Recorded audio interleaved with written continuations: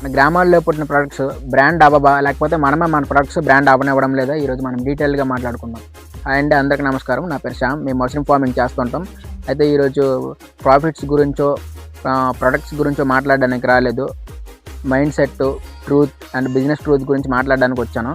మన గ్రామాల్లో తయారయ్యే ప్రతి ప్రోడక్ట్ వెనక డబ్బు కంటే ముందు కష్టం ఉంటుంది. వేడి, చలి, వాన ఇవేవి లెక్క చేయకుండా ఎవరో ఒకరు కష్టపడుతూనే ఉంటారు. అయితే మన గ్రామాల్లో తయారైన ప్రోడక్ట్స్కి ఖచ్చితమైన ప్యాకింగ్ ఉండకపోవచ్చు, ఫ్యాన్సీ లోగో ఉండకపోవచ్చు, కానీ నిజాయితీ మాత్రం ఖచ్చితంగా ఉంటుంది. అదే ప్రోడక్ట్ సిటీ మార్కెట్కి వెళ్ళగానే ఒక ప్రశ్న వస్తుంది, బ్రాండ్ ఉందా లేదా. బ్రాండ్ లేకపోతే మనం చూడని కూడా చూడం.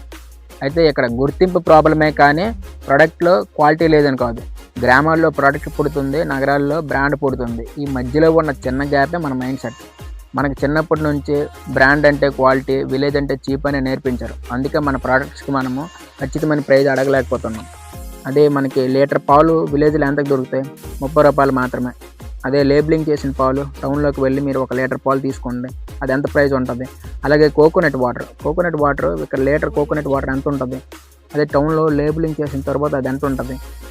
బ్రాండ్ అంటే లోగో, ప్యాకింగో కాదు. బ్రాండ్ అంటే స్టోరీ, కన్సిస్టెన్సీ, ట్రస్ట్.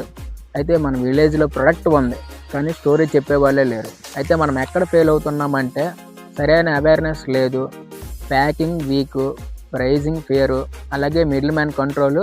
ఇంకొకటి ఏంటంటే మనలో యూనిటీ కూడా లేదు. మన విలేజ్ ప్రోడక్ట్ కూడా బ్రాండ్ అవ్వాలంటే పెద్ద ఫ్యాక్టరీ ఏం అవసరం లేదు. కేవలం బిలీఫ్, పేషెన్స్ అండ్ కన్సిస్టెన్సీ, ఈ 3 ఉంటే చాలు, ఖచ్చితంగా బ్రాండ్స్ అవుతాయి. ఒక్కరు స్టార్ట్ చేస్తే 1000 మంది ఇన్స్పైర్ అవుతారు.